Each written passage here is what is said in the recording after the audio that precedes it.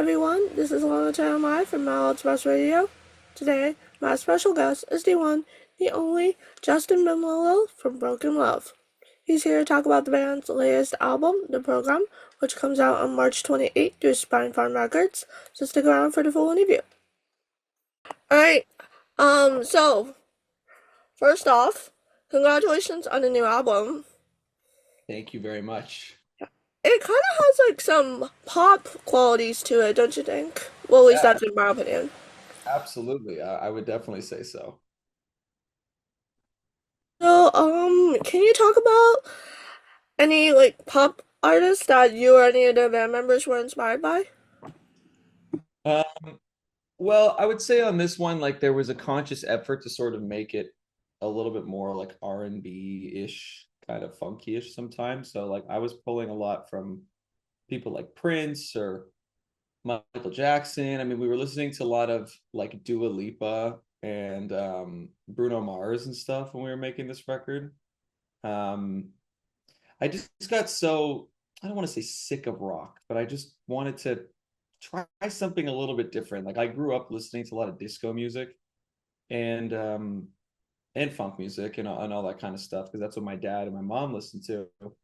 So I think I was just trying to, push the envelope just a little bit more, and that's what I was listening to casually when we started making this record, and it kind of just seeped into um, what the record ended up becoming. Now that you bring up disco, one of my questions was going to be about the song Not the Same, because it does kind of have like a disco flair, especially with the backing vocals. You want to talk a Oh yeah, little bit more about that song? for sure. What's sorry, break the same, yeah? Not, oh, sorry, did I say not the same? My apologies. I meant break the same. Yeah. Yeah, that song for sure. That's like our Bee Gees tune. Well, it's funny because when I demoed that song, it was much like tougher, you know? It was like way more chunky and like riffy and that kind of stuff. And then when we came to recording it, like things change in the demo process all the time. And we were really consciously trying to do this funky thing, on this new record. And it had that intro guitar part. There's like this kind of like disco and um that was like the most funky part of the song, and then the chorus was this other thing. So then we just took that riff and like made it more into a riff, on the lower strings for the chorus, and it basically shaped the whole vibe of the song. And we made everything smaller and tighter, but then we were doing all these, yeah, like Bee Gees vocals, um, which was really cool. I mean, we even added rototoms. Like, we spent like an hour setting up these like either rototoms or the concert toms, whatever they're like super 80s, like huge toms. And just for one part in the song, right before the last chorus, it just goes doo doo doo doo doo doo, which is like full Phil Collins like um 80s moment. And I remember while we were setting it up, I was telling our producer, I was like, this is such a waste of time. Like, why are we doing this? And he's like, trust me, it's gonna be worth it. And then our drummer did it first take, and I was like, it was worth it. This all makes sense. I'm so happy we did this. It made the whole song for me. So I'm glad you say that because we were definitely trying to reach for some stuff in the within the disco and funk world this time around. And I feel like we've maybe touched on it before, like very, very sparingly, but now I just want to lean into it a little bit more. I think it's important on your third record to really try something a little bit more ambitious. Like I don't want to give people the exact same thing we've already done, especially since we've done two records before this. So I'm glad that like there's actually a noticeable uh, influence or difference coming through. Yeah, for sure. And speaking of that, talking about demos and all that such, this album's actually been, it was actually ready for about a year or so, is that correct? Yeah, it's been done since not last summer, but last summer, so a year and a half ago, pretty much. So I guess that must not have been easy, just like having that album in the can and it wasn't ready to be released yet. Like that, I don't. I can't imagine how like stressful that must have been. Like, we recorded this album, but we can't release it yet. That's Um, it, it's not untypical for that to happen though. I think um, as musicians, it's maybe like typical, but like for fans, it's always surprising for them to hear things like that. Um, it's still like the music business. It's not just we record every few weeks and get to put out songs immediately. Like there's so many things that have to line up, and there's so many wheels that are turning, and so many people that have to be on the same page. Like, and then there's schedules because you're not the only band on a label and all that kind of stuff. So it's not the craziest thing. I mean, my first album, I sat on for like 4 or 5 years or something. It's like by the time it came out, I think I recorded it when I was 18. It didn't come out till I was like 22 or something, or 23. Um, so I'm kind of used to it. What's funny is that by the time it comes out, it's like at this point, I've listened to that album so many times that I've already started like writing my next record. So um, of course it'll be new for everybody else, but to me, it's like it's old news already. yeah, it's kind of like where I was going at. Like, because you've been working on this album for like a year, you've heard these songs so many times. Does it kind of like take away the brand new part when you like say when you go on tour to play these new songs? Does it kind of take away that freshness and spontaneity? If that makes sense. I don't think so because we haven't like played the songs live yet. We haven't even rehearsed like most of them. So it's like we don't even know how to play like 90% of the record yet. So I think it'll still feel fresh when we're playing them. Um, we just did a gig like a few days ago, and we only play 2 songs from the new record so far. So I think in the process of like when we actually start learning and playing all the songs, like our band kind of does um a different thing live on most of our songs. Like we like to jam, and we add parts, and we add riffs and sections and stuff that aren't typically there when we record. um so we always kind of dissect things after they come out, and I love working through an album cycle as we're touring and kind of like seeing where the songs eventually end up, because if anybody's seen us before or is planning on seeing us, like there's so many versions of this, the songs that we do live that are completely different than the record. So, and they've developed over years. If somebody has seen us back in like 2019, the version of Flies in the Honey we played in 2019 is not the version of Flies in the Honey we played in 2022 or in 2024. Like we keep updating things, and I feel like kind of um that's kind of part of the magic of like what makes it so exciting to be in this band in particular, is that we keep everything fresh. I mean, we don't play the tracks, and we don't have any like extra guitars or vocals or anything. There's no clicks. Like we're completely live every single night. So there's always actually that spontaneity that you were talking about. There's always an element of spontaneity, because like we could just be playing, and maybe I'll mess up the second chorus, and I'll just be like, okay, guitar solo, and then we all just do it. We can call things on the spot, so it makes things actually quite fresh. So I don't think the new songs are going to feel old when we play them. Maybe like listening wise, they feel kind of, you know, I've been beat over the head with them a bit at this point, but I think things are going to take shape as we play them more and more. Alright, that's good to know. Going back to the album, one of my favorites is Callous. That's how you pronounce it, right? My English is terrible. Callous, Yes. yeah. Yeah. I really like the lyrics for that one. Can you talk more about that song? Sure. First of all, thank you. Yeah, that song is like, I mean, I feel like it's all kind of right there. Like, you become callous, you have this hardened shell. Like, it's sort of like you build up this armor, and you gotta, through the years of, I don't want to say like is abuse, but like, because I was never abused, but like maybe from your own mental anguish over the years and years and years of just kind of putting yourself through things. Eventually you just become tough, but sometimes you can become a little too tough, and then you become a little too tough on yourself. And that's sort of what the song is about.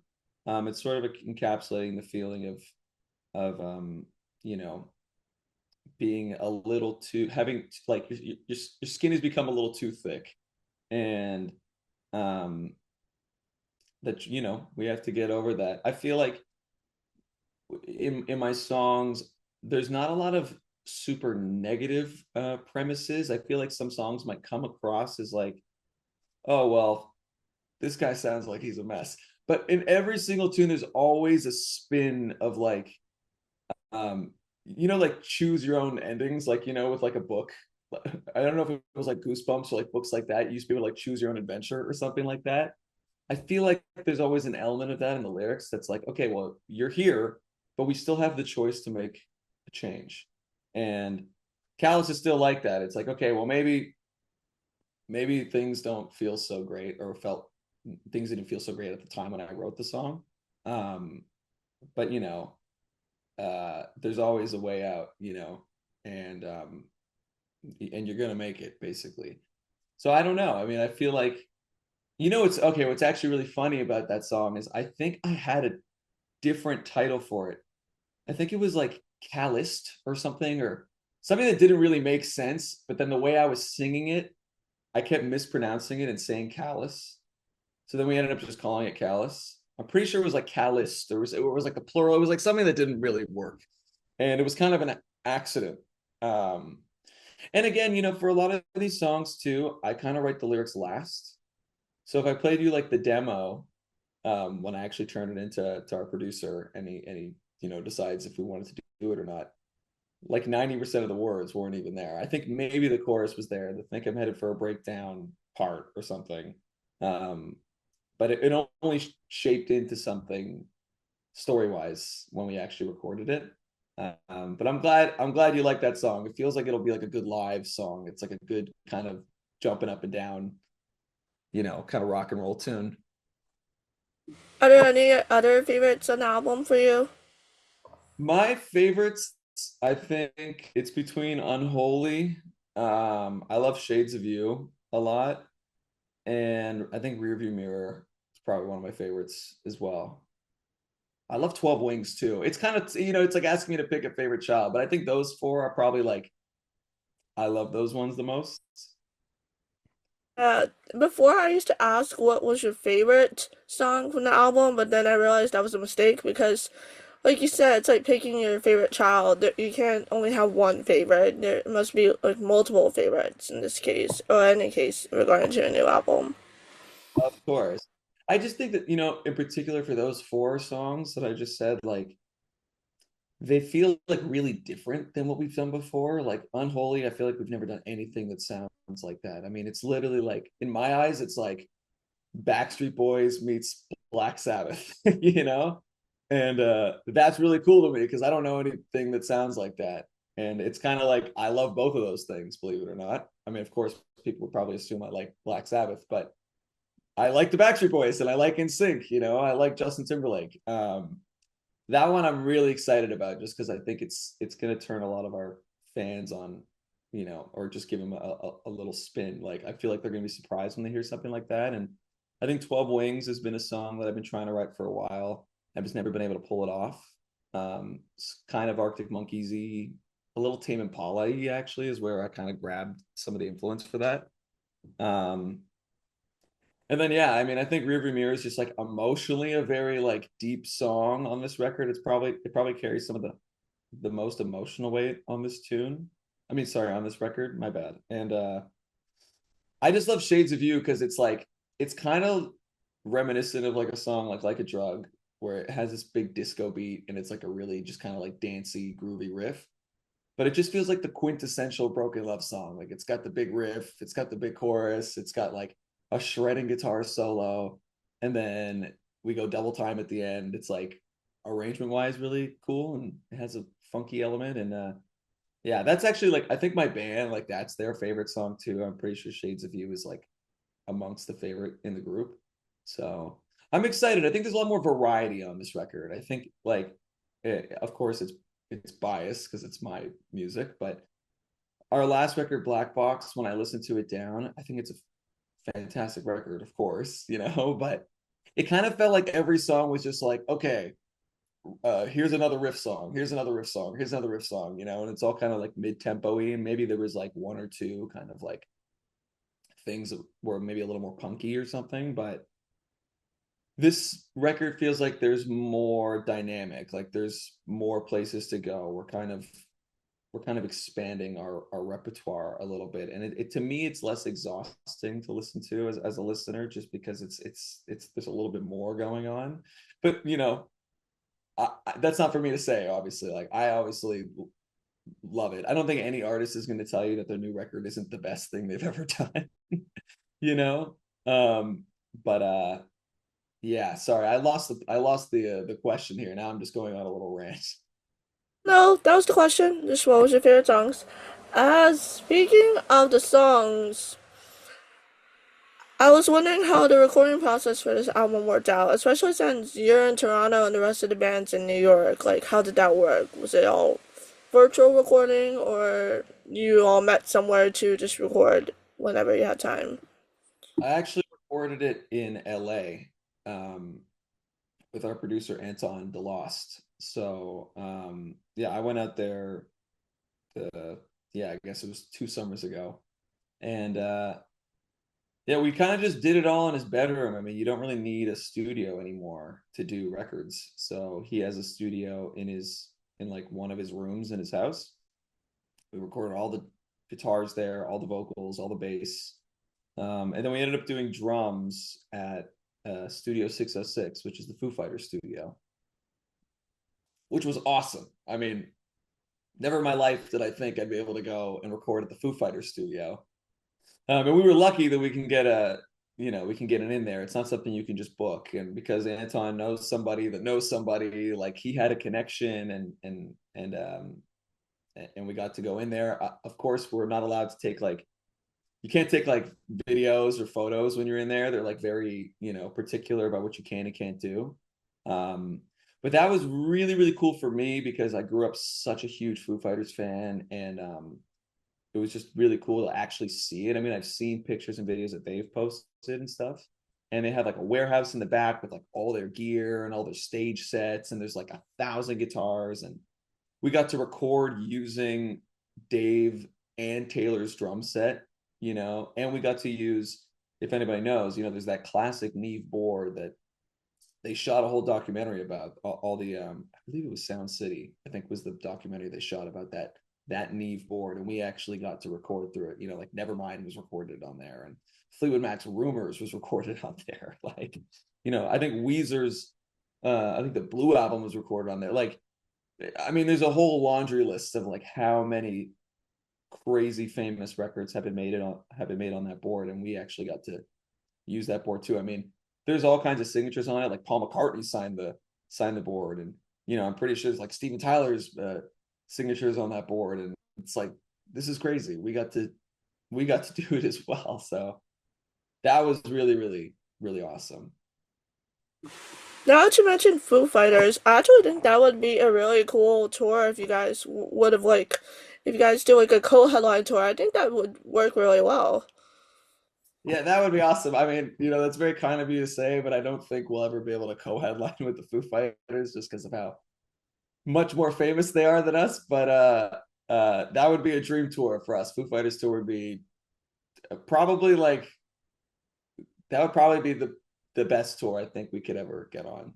So I'm here's hoping. Fingers crossed. Since speaking of touring, are you guys gonna tour? When do you guys go back on tour soon, or like what's up with that? We're just kind of rolling with the punches right now. We're kind of intermittently taking some breaks, and we're going to book some stuff soon as the record's rolling out. So we have nothing right now that's set in stone. But this summer we should have some stuff that we're going to announce in a bit. So just keep your eyes and ears peeled, basically. I imagine touring for as long as you guys do, like probably for months, it could get like repetitive sometimes.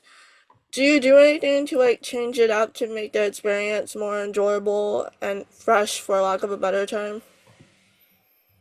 Um, I mean, I feel like at this point we're kind of like a well-oiled machine. We kind of know what works for us. I think it's less stressful than it's ever been just because we've done it so much and we're so self-sufficient on the road. And we all kind of like have these like self-designated roles that we trust everybody with. Like some people are just better at other things. We also don't have a big crew, so we have always handled it by ourselves. And it's just like I know I like to drive, and our bass player Nick is like really he's also, does a lot of driving, but he's really good at like navigation and he's really good at like um finding places to eat or just being like a guy that's like kind of on top of the more like logistical side. He's also really good at like packing, and helping us load and stuff. Um, there's just like little roles like that we all have. Um, in terms of enjoyability, I mean, I think the shows are what make it the best. The most enjoyable, anyways. There's nothing worse than being on tour with a band that's not the friendliest either, or not as open. It's not that they're not friendly, but I know like it's tough when you're on tour. People think they're all just kind of hanging out all the time. Excuse me. And that backstage like is like a big party, and all the bands are mingling in the same room, but like it's very common to sometimes not see the other bands or hang out with them at all. Um, so that when that happens, it kind of makes tour a little bit more dreary and just a little bit less enjoyable because you don't feel that camaraderie of like, hey, we're here together, we're all in this together kind of vibe.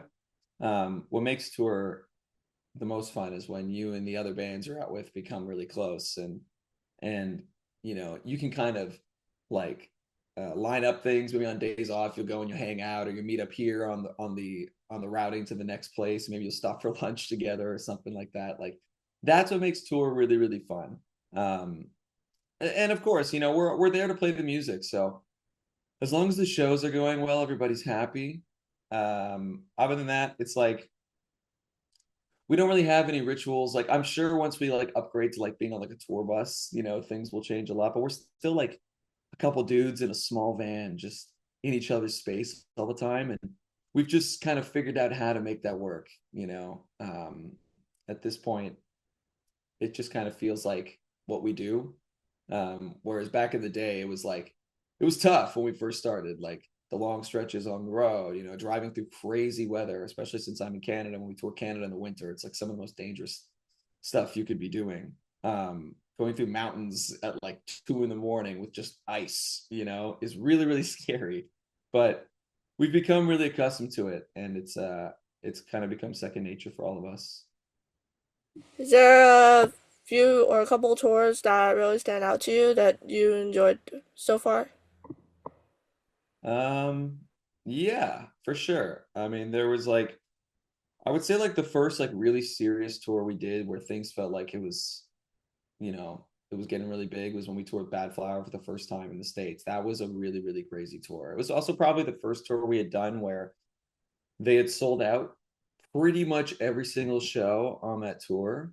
So we did like 20 or 30 dates with them that were basically all packed, and all the fans were in our demographic, and they were like kind of closer to our sound. So we really felt like there was this thing happening. And that was a really, really special tour for us.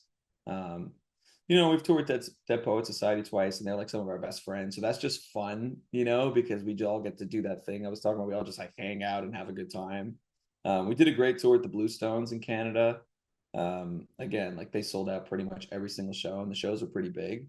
So I'd say those are some pretty special tours that we got to do. Um, sorry, I don't want to cut you off, but I have another interview in like 5 minutes. I just want to let you know just in case. Yeah, no problem.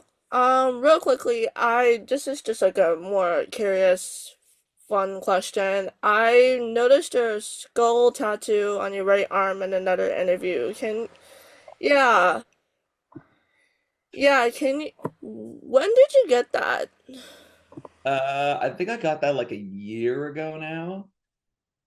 I think. Now don't ask me for any explanation of why, because I have, you know, this I got for the release of Black Box, the second record, because there's a crow on the front or a raven.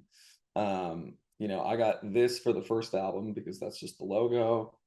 And then this was my first tattoo ever. This was for my Uncle Si. And I basically was like, well, I need to finish my arm, So I went to my artist downtown Toronto at FY Inc. And he was like, why don't we just put a bunch of skulls on you? And I'm like, okay, that sounds good. I feel like the more tattoos you get, the less meaning they hold. And honestly, it doesn't actually mean anything to me. I just thought it looked cool. And we went all the way up until, like my outer bicep or whatever this is, or my inner bicep, should I say. Uh, so I finished the inside of my arm, but I'm waiting for my outside. I have a Led Zeppelin tattoo up here that I just got about like 6 months ago. I got the Icarus, like he's like the angel, that like flew too close to the sun. So I have to finish all of this now, but I'm working on that. Yeah, your tattoos are really badass. I like them. I'm They're really wanting. I would like to get the skulls tattoo one day, but of course that's probably not gonna happen until I move out of my parents' house. I understand. I still live with my parents, and they're very cool about letting me have tattoos. Yeah, I had to get my. I had to get. I don't know if you can see it. Yeah, I had to get this one when it's a skull. I don't know if you can see it, but I had to get that when I was away in Florida. Yeah. Yeah. I'm lucky. My dad has got two full sleeves. My mom's got tattoos. Like everybody's got tattoos, my family. So my dad actually took me to get this one when I was 16 years old. So he had to sign for me because technically you need to be 18. So he actually let me get this when I was 16. Nice, nice. All right, so I know you have to go. So, real quickly, the program comes out March 28th through Spine Farm Records. Is that correct? Absolutely, yes. Perfect. All right. So, Justin, it's been a pleasure talking with you. Um, Enjoy the rest of your day and good luck with all the interviews you have to do. Yeah, thank you very much. Thanks for having me. Nice talking to you. You too, Justin. All right, have a good one.